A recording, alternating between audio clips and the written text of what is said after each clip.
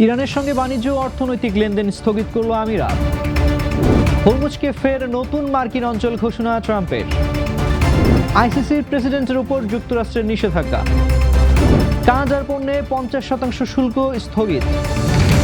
Central African রিপাবলিকের স্বর্ণখনি ধসে নিহত 30। আমন্ত্রণ জানাচ্ছি বাংলাদেশ প্রতিদিনের বিশ্ব সংবাদে, সাথে আছি আমি তানজির রহমান।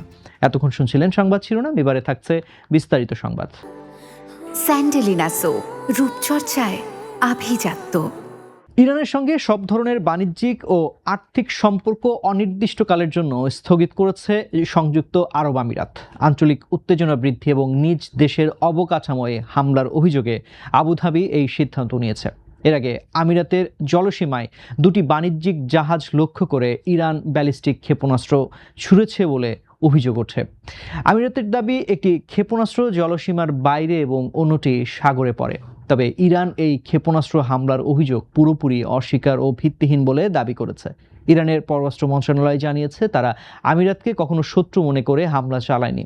তেহরান আমিরাতকে এই অর্থনৈতিক সম্পর্ক স্থগিতের সিদ্ধান্ত পুনর্বিবেচনা করার আহ্বান জানিয়েছে। ইরানের মতে এই ধরনের পদক্ষেপ আঞ্চলিক আস্থা এবং নিরাপত্তা পরিস্থিতিকে বিপন্ন করে তুলবে। সাবেক মার্কিন কর্মকর্তারা বলছেন, এই সিদ্ধান্ত ইরানের অর্থনীতির উপর যুক্তরাষ্ট্রের নিষেধাজ্ঞার চেয়েও বড় প্রভাব ফেলবে, কারণ ইরানের মোট আমদানির প্রায় 1/3 প্রতি বছর সংযুক্ত আরব আমিরাত থেকে আসে। বর্তমানে দুবাই আন্তর্জাতিক আর্থিক কেন্দ্র হিসেবে ইরানের বাণিজ্য পরিচালনায় বড় ভূমিকা রাখছে। এই বাণিজ্য বন্ধের ফলে ইরানের অর্থনৈতিক ও আঞ্চলিক বাণিজ্যিক নেটওয়ার্কে বড় চাপ তৈরি হতে পারে। অন্যদিকে মার্কিন শান্তি চুক্তি না হওয়া পর্যন্ত কৌশলগত হরমুজ প্রণালী বন্ধ রাখার হুঁশিয়ারি দিয়ে রেখেছে ইরান। পারস্য উপসাগর ও আরব সাগরের সংযোগকারী হরমুজ প্রণালীকে নতুন মার্কিন অঞ্চল বলে ঘোষণা করেছেন যুক্তরাষ্ট্রের প্রেসিডেন্ট ডোনাল্ড ট্রাম্প। নিজের সামাজিক যোগাযোগ মাধ্যম ট্রুথ সোশ্যালে তিনি ঘোষণা দেন। এর আগে এক প্রচারণ সভাতেও হরমুজকে যুক্তরাষ্ট্রের নিয়ন্ত্রণে নেওয়ার ইচ্ছা প্রকাশ করেছিলেন ট্রাম্প। পরে সাংবাদিকদের তিনি বলেন, প্রণালীটি এখন তাদের নিয়ন্ত্রণে রয়েছে। ট্রাম্পের দাবি, হরমুজ দিয়ে বিপুল পরিমাণ তেল পরিবহন হয়, তাই এই জলপথের নিয়ন্ত্রণ যুক্তরাষ্ট্রের জন্য গুরুত্বপূর্ণ। তবে ট্রাম্পের এমন বক্তব্য সরাসরি প্রত্যাখ্যান করেছে ইরান। দেশটির উপপররাষ্ট্রমন্ত্রী কাজেম ঘরিবাবাদী একে পাগলের প্রলাপ বলে মন্তব্য করেছেন। তিনি বলেন, হরমুজ সবসময় ইরানের ছিল এবং ভবিষ্যতেও ইরানেরই থাকবে। তার দাবি, জলপথটি বন্ধ রাখা বা খুলে দেওয়ার সিদ্ধান্ত ইরানই নেবে। ইরান আরও বলেছে, যুক্তরাষ্ট্র বাস্তবতা মেনে না নেওয়া পর্যন্ত হরমুজে তাদের অবস্থান বদলাবে না।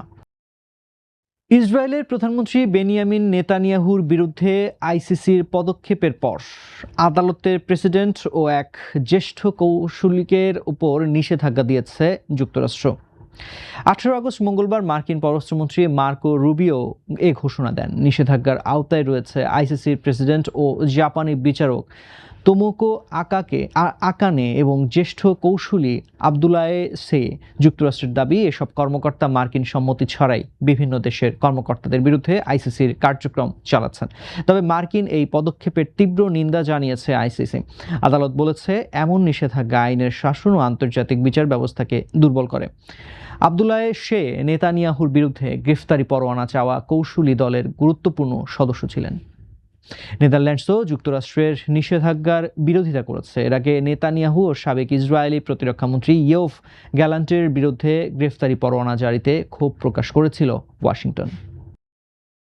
যুক্তরাষ্ট্র ও কানাডা শেষ মুহূর্তে একটি বাণিজ্যিক সমঝোতায় পৌঁছেছে। এর ফলে কানাডার পণ্যে প্রস্তাবিত 50% শুল্ক আপাতত কার্যকর হচ্ছে না। মঙ্গলবার রাতে শুল্ক কার্যকর হওয়ার কথা থাকলেও তা 22 আগস্ট পর্যন্ত স্থগিত করা হয়েছে। মার্কিন প্রেসিডেন্ট ডোনাল্ড ট্রাম্প ও কানাডার প্রধানমন্ত্রী মার্ক কার্নির বৈঠকের পর এই সিদ্ধান্ত আসে। প্রস্তাবিত শুল্ক কানাডার প্রায় $20.2 বিলিয়ন পণ্যের উপর বসার কথা ছিল।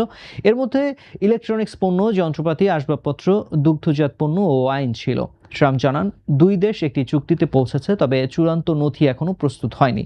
আলোচনায় কিস্টোন এক্সেল পাইপলাইন পুনরুজ্জীবনের বিষয়টিও এসেছে বলে ধারণা করা হচ্ছে। কানাডার প্রধানমন্ত্রী মার্ক কার্নি বলেছেন, আলোচনায় উল্লেখযোগ্য অগ্রগতি হয়েছে, তবে গুরুত্বপূর্ণ কিছু কাজ এখনও বাকি।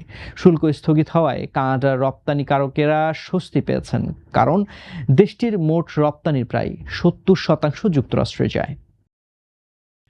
সেন্ট্রাল আফ্রিকান রিপাবলিকে একটি স্বর্ণখনি ধসে অন্তত ৩০ জন শ্রমিক নিহত হয়েছেন। মঙ্গলবার সকালে দেশটির নানা মামবেরে জেলার আব্বা এলাকায় এই দুর্ঘটনা ঘটে। ধসের পর বেশ কয়েকজন শ্রমিক খনির ভেতরে আটকা পড়েছেন। স্থানীয় উদ্ধারকারী দল ও বাসিন্দারা খনি থেকে ৩০ জনের মরদেহ উদ্ধার করেছেন। উদ্ধার হওয়া আহত শ্রমিকদের স্থানীয় হাসপাতালে চিকিৎসা দেওয়া হচ্ছে। ঘটনার পর সরকারি মুখপাত্র নিহতদের পরিবারের প্রতি গভীর সমবেদনা জানিয়েছেন। দেশটির সরকার ক্ষতিগ্রস্তদের প্রয়োজনীয় ত্রাণ ও সাহায্য পৌঁছে দেওয়ার কাজ করছে। পর্যাপ্ত নিরাপত্তা ব্যবস্থা না থাকায় দেশটিতে প্রায়ই এ ধরনের দুর্ঘটনা ঘটে। দর্শক, এই ছিল আজকের বাংলাদেশ প্রতিদিনের বিশ্ব সংবাদ। সবশেষ খবর জানতে চোখ রাখুন বাংলাদেশ প্রতিদিন ফেসবুক পেজ ও ইউটিউব চ্যানেলে। এতক্ষণ সঙ্গে থাকার জন্য ধন্যবাদ সবাইকে।